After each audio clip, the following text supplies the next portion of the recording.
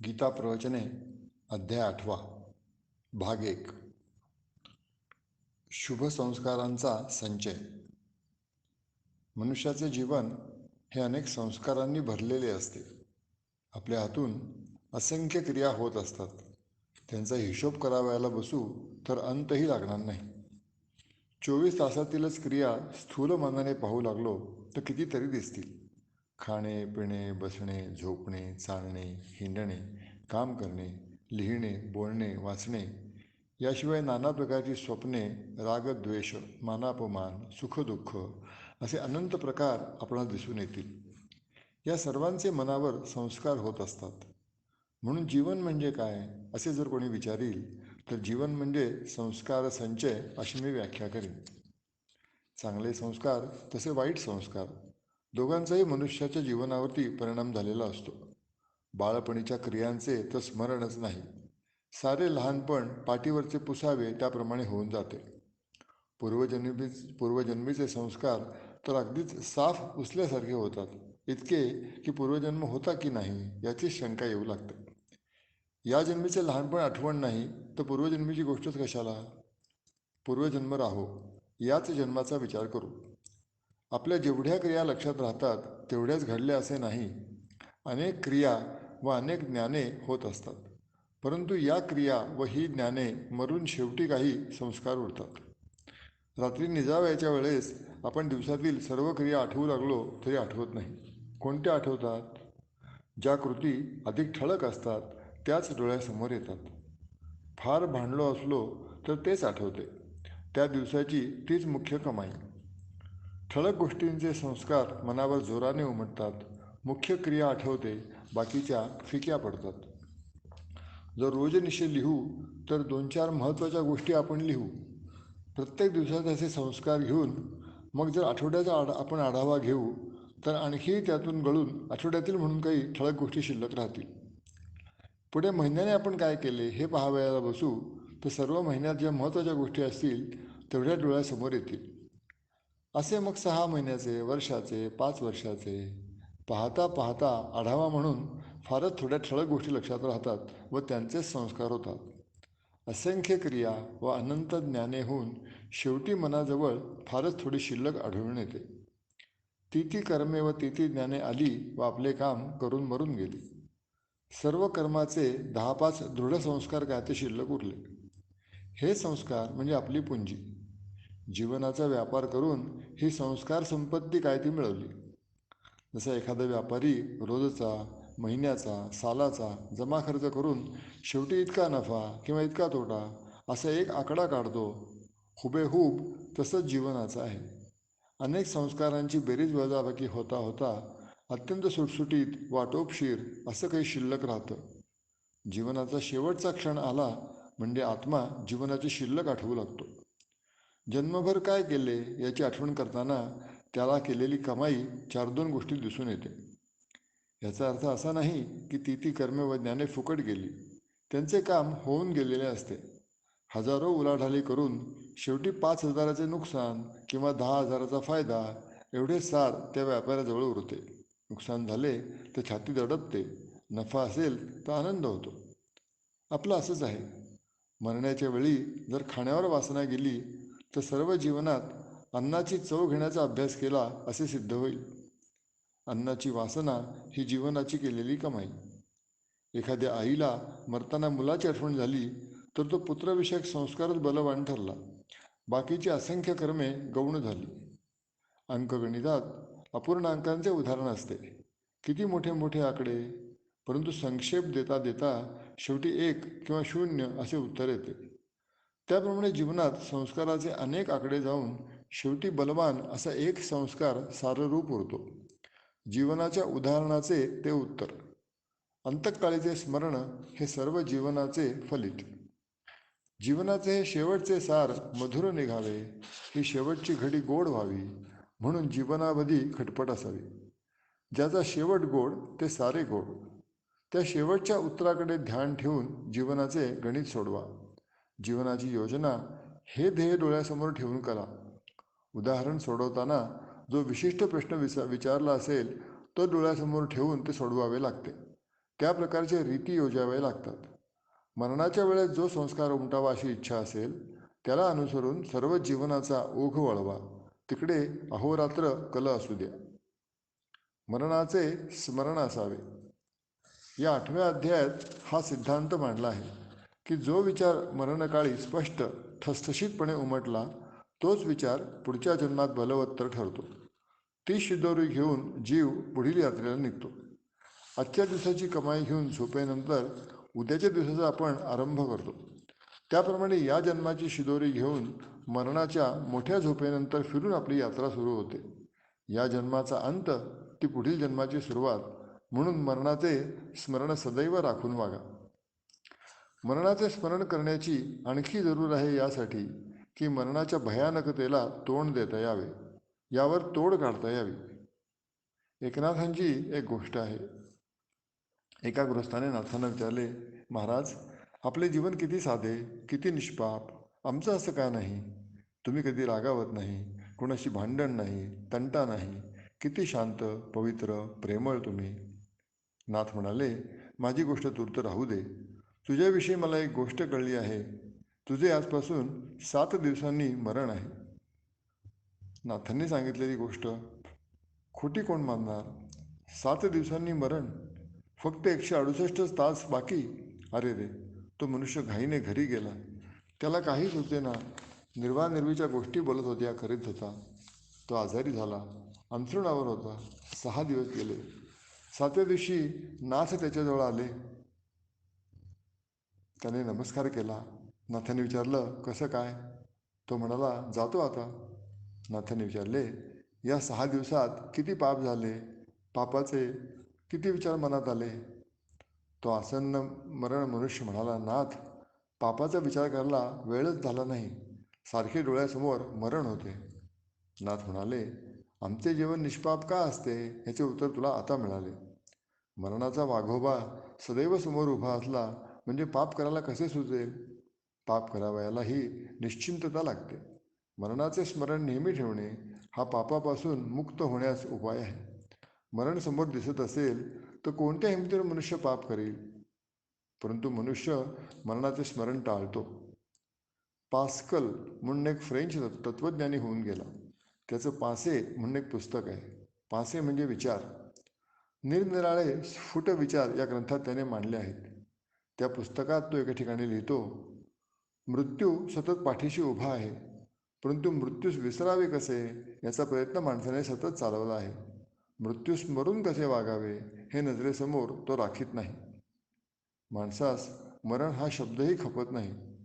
जेवताना मरण शब्द उच्चारला तर म्हणतात, काय अभद्र बोलतोस रे. पण इतके असूनही मरणाकडे सारखी पावले चाललीच आहेत. मुंबईचे तिकीट काढून एकदा आगगाडीच्या डब्यात बसलात म्हणजे तुम्ही बसलेले असलात तरी गाडी तुम्हाला मुंबईला नेऊन फेकणार. आपण जन्मताच मरणाचे तिकीट घेतलेले आहे. तुम्ही बसा किंवा धावा. बसलात तरी मृत्यू, धावलात तरी मृत्यू. तुम्ही मृत्यूचा विचार धरा की सोडा, तो टळत नाही. मरण निश्चित आहे, बाकी सगळं अनिश्चित. सूर्य अस्तास चालला की आयुष्याचा एक तुकडा खाऊन जातो.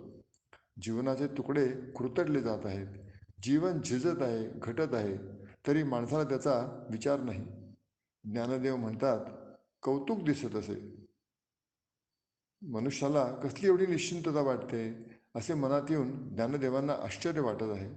मरणाचा विचारही सहन न होण्याइतके मरणाचे भय माणसास वाटते. हा विचार तो टाळतो. डोळ्यावर कातड्या ओढून बसतो.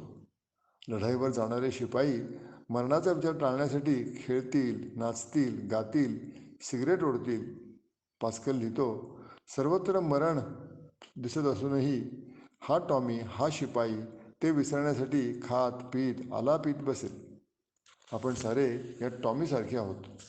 चेहरा गोल हसतमुख राखण्याचा प्रयत्न करावयाचा. सुकलेला असेल तर तेले पामेडे चोळावयाची. केस पिकले तर कलप लावावयाचे, असा हा माणसाचा प्रयत्न. छातीवर मृत्यू नाचत असूनही त्याला विसरण्याचा प्रयत्न आपण सारे टॉमी अक्षय करून राहिलो आहोत. इतर वाटेल ते बोलतील, परंतु मरणाचा विषय काढू नका. मॅट्रिक झालेल्या मुलाला जर विचारले, पुढे काय करणार? तो म्हणतो, सध्या नका विचारू, हल्ली फर्स्ट इयरला आहे. पुढील वर्षी विचाराल तर तो म्हणेल, आधी इंटर तर होऊ दे, पुढे पाहू. असे त्याचे चाललेले असते. पुढचे असते ते आगाऊ पाहायला नको का? पुढच्या पावलाची आधी तजवीज हवी, नाहीतर ते खड्ड्यात घालील. पण विद्यार्थी टाळतो हे सारे. बिचाराचे शिक्षणच इतके अंधकारमय असते की त्या शिक्षणातून पलीकडचे भविष्य त्याला दिसतच नाही. म्हणून पुढे काय करावयाचे हा विचारच डोळ्यासमोर आणत नाही. कारण अंधारच दिसतो सारा, परंतु ते पुढचे टाळता येत नाही. ते मानगुटीशी येऊन बसते. कॉलेजमध्ये प्रोफेसर तर्कशास्त्र शिकवतो. मनुष्य मर्त्य आहे, सॉक्रेटिस मनुष्य आहे, अर्थात तो मरणार, असे अनुमान प्रोफेसर शिकवतो. तो सॉक्रेटिसचे उदाहरण देतो, स्वतःचे का देत नाही? प्रोफेसरही मर्त्य आहे, सर्व माणसे मर्त्य आहेत, म्हणून मी प्रोफेसरही मर्त्य आहे व शिष्या तूही मर्त्य आहेस, असे तो प्रोफेसर शिकवणार नाही.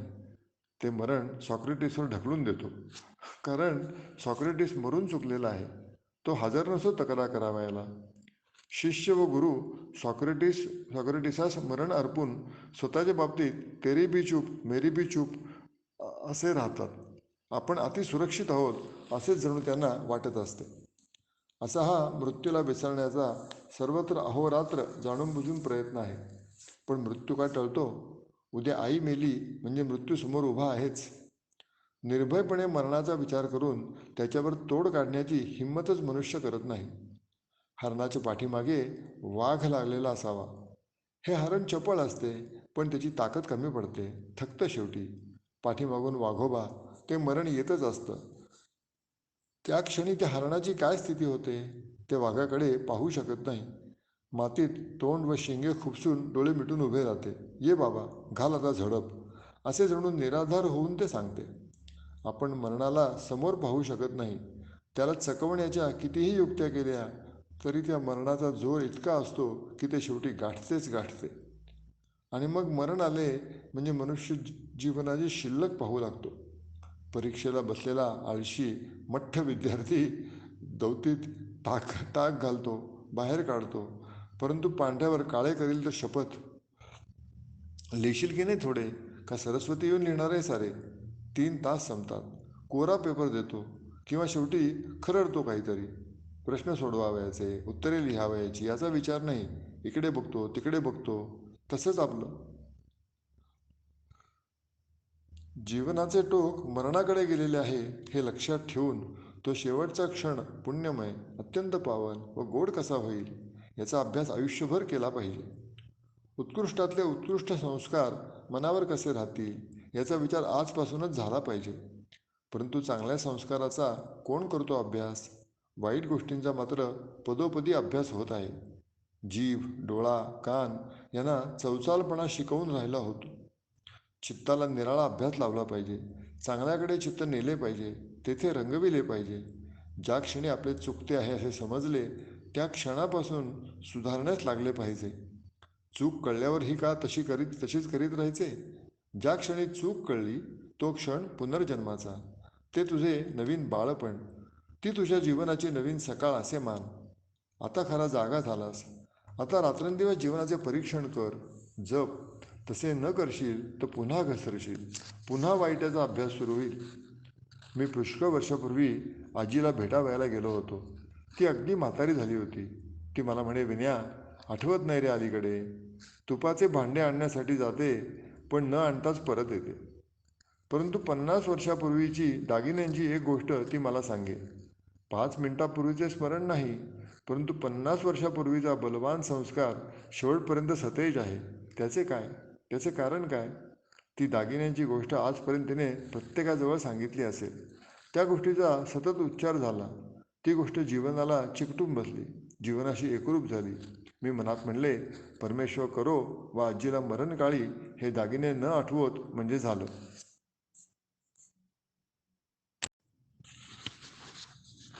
गीता प्रवचने अध्याय 8 भाग 2. सदा त्यातची रंगला. ज्या गोष्टीचा अभ्यास रात्रंदिवस चालला आहे ती चिकटून का नाही राहणार? त्या अजामिळाच्या गोष्टी वाचून भ्रमात नका पडू. तो वरून पापी होता, परंतु त्याच्या जीवनाच्या आतून पुण्याचा प्रवाह होता. ते पुण्य शेवटच्या क्षणी जागे झाले. नेहमी पापे करून शेवटी रामनाम अचूक तोंडात येईल अशा भ्रमात नका राहू. लहानपणापासून कसोशीने अभ्यास करा. एक एक चांगला संस्कार उमटेल अशी काळजी घ्या. याने काय होणार, त्याने काय होणार असे नका म्हणू. 4 वाजताच का उठावं याचे, 7 वाजता उठले म्हणून काय बिघडले असे म्हणून चालणार नाही. मनाला अशी सारखी मोकळीक देत गेला तर शेवटी फसणार. मग सत्संस्काराचे ठसे उमटणार नाहीत. कण कण लक्ष्मी मिळवावी लागते. क्षण क्षण फुकट न दबडता विद्यार्जनात वेचावा लागतो. दर क्षणी घडणारा संस्कार चांगलाच होत आहे ना याचा विचार करा. वाईट बोल उच्चारला, झाला लगेच वाईट संस्कार. प्रत्येक कृतीची छिन्नी जीवनाच्या दगडाला आकार देत आहे. दिवस चांगला गेला तरी वाईट कल्पना स्वप्नात येतात. 10-5 दिवसातलेच विचार स्वप्नात दिसतील असे नाही. पुष्कळ वाईट संस्कार बेसावधपणे उमटून गेलेले असतात. कोणत्या घडीला ते उठून पडतील याचा नेम नसतो. म्हणून बारीक सारीक गोष्टीची जपावे. बुडत्याला काडीचाही आधार होतो. संसारात आपण बुडत आहोत. जरा चांगले बोललास तर तेवढाच आधार. चांगले केलेले फुकट जाणार नाही, ते तुला तारील. लेशमात्रही वाईट संस्कार नको. डोळा पवित्र राखीन, कान निंदा ऐकणार नाही, चांगले बोलेल अशी सदैव खटपट करा. अशी दक्षता राखाल तर शेवटच्या क्षणाला हुकमे डाव पडेल. आपण जीवनाचे व मरणाचे स्वामी होऊ. पवित्र संस्कार उमटण्यासाठी उदात्त विचार मनात खेळवावे. हात पवित्र कर्मात गुंतवावेत. आत ईश्वराचे स्मरण, बाहेर स्वधर्माचरण. हाताने सेवेचे कर्म, मनात विकर्म असे रोज करीत राहिले पाहिजे. गांधीजी पहा, रोज काततात. दररोजच्या कातण्यावर त्यांनी भर दिला आहे. रोज का कातावयाचं? कपड्यापुरतं केव्हा तरी कातलं म्हणजे नाही का चालणार? परंतु हा व्यवहार झाला. रोज कातण्यात आध्यात्मिकता आहे. देशासाठी मला काहीतरी करावयाचे आहे याचे ते चिंतन आहे. ते सूत दरिद्री नारायणाशी रोज जोडते. तो संस्कार दृढ होतो. डॉक्टरने रोज डोस घ्यायला सांगितले, परंतु आपण ते औषध एकदम घेतले तर ते चमत्कारिक होईल. औषधाचा हेतू सफळ होणार नाही. औषधाचा रोज संस्कार होऊन प्रकृतीतील विकृती दूर केली पाहिजे. त्याप्रमाणेच जीवनाचे आहे. शंकरावर हळूहळू अभिषेक करावयाचा माझा आवडता दृष्टांत आहे. लहानपणी ती क्रिया मी रोज पाहावयाचा. 24 तास मिळून एकंदर ते पाणी फार तर 2 बादल्या होईल.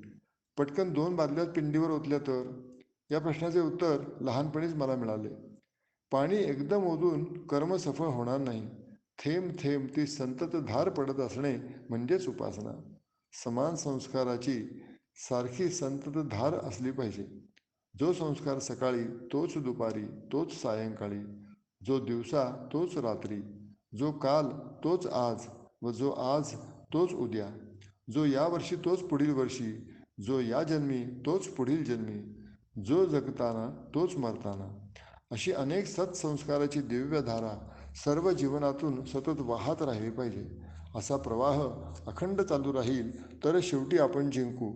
तेव्हा निशाण मुक्कामावर नेऊन रोवू. एकाच दिशेने संस्कार प्रवाह वाहिला पाहिजे. नाहीतर डोंगरावर पडलेले पाणी जर 12 वाटांनी फाकून गेले तर नदी होणार नाही. परंतु सारे एका दिशेने वाहत जाईल तर धारेचा ओहोळ होईल. ओहोळाचा प्रवाह होईल. प्रवाहाची नदी होईल. नदीची गंगा होऊन ती समुद्राला मिळेल. एका दिशेने वाहत जाणारे पाणी सागराला मिळाले. चोहोबाजू जाणारे आटून गेले. संस्काराचे असेच आहे. संस्कार आले व गेले तर काय उपयोग? संस्कारांचा पवित्र प्रवाह सतत जीवनात प्रवाह राहील तर शेवटी मरण महान आनंदाचे निधान वाटेल. जो प्रवासी वाटेत फार न थांबता वाटेतील मोह दूर करून कष्टाने पावले रोवीत शिखरावर जाऊन पोहोचला. वर जाऊन छातीवरची सर्व बंधने फेकून तिथल्या मोकळ्या वाऱ्याचा जो अनुभव घेता झाला, त्याच्या आनंदाची इतरांना कल्पना येणार नाही. जो प्रवासी मध्येच थांबला त्याचा सूर्य काही नाही थांबला. रात्रंदिवस युद्धाचा प्रसंग. सारांश. बाहेरून सतत सुधर्माचरण, आतून चित्तशुद्धीची हरिस्मरणाची क्रिया, असे हे अंतर्बाह्य कर्मविकर्मांचे प्रवाह जेव्हा काम करतील तेव्हा मरण आनंदाची गोष्ट वाटेल.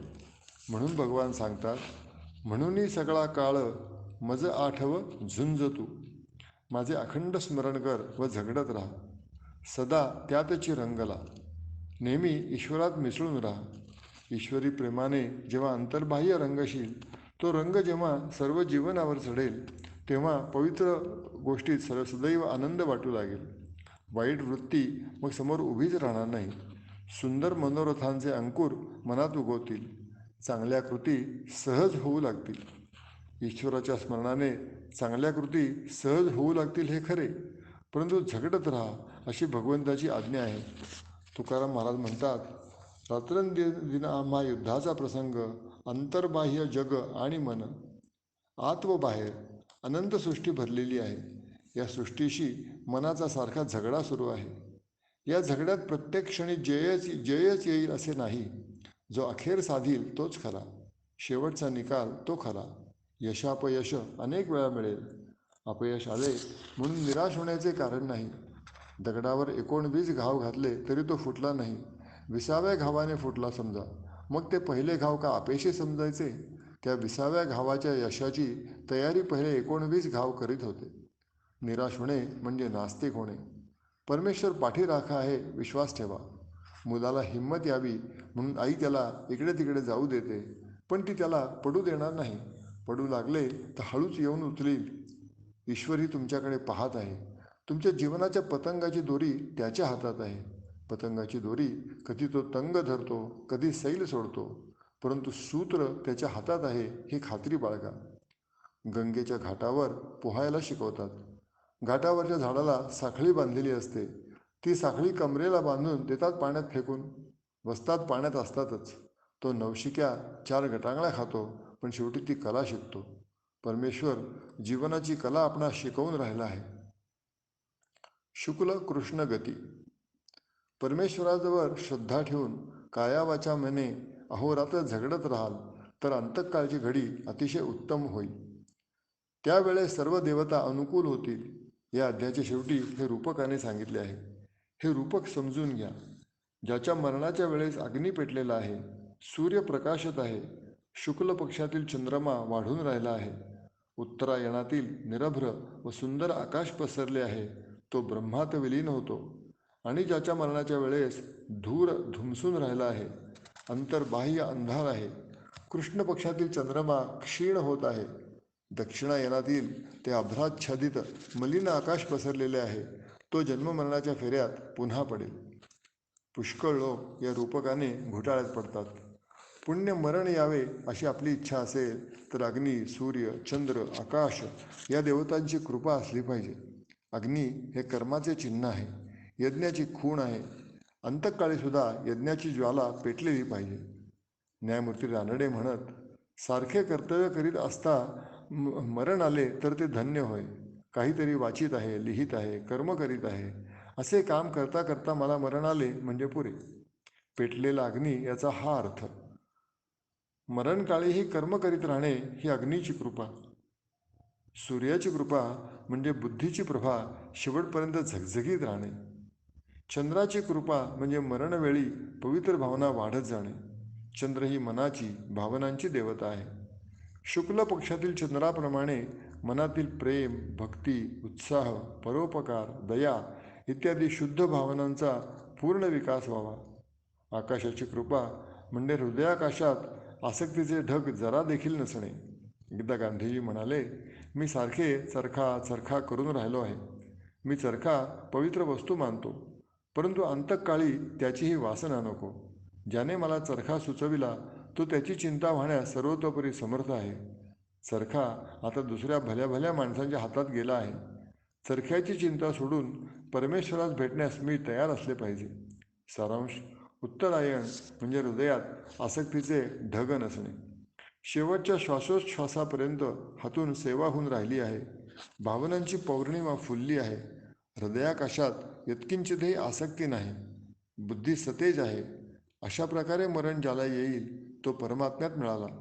असा हा परममंगल शेवट होण्यास रात्रंदिवस दक्ष राहून लढत राहिले पाहिजे. क्षणभर सुद्धा अशुद्ध संस्कार मनावर उमटू देता कामा नये आणि असे बळ मिळावे म्हणून त्या परमेश्वराची प्रार्थना करीत राहिले पाहिजे. नामस्मरण, तत्वस्मरण पुनः पुनः केले पाहिजे. रविवार 10 एप्रिल 1932. श्रीकृष्णार्पणमस्तु.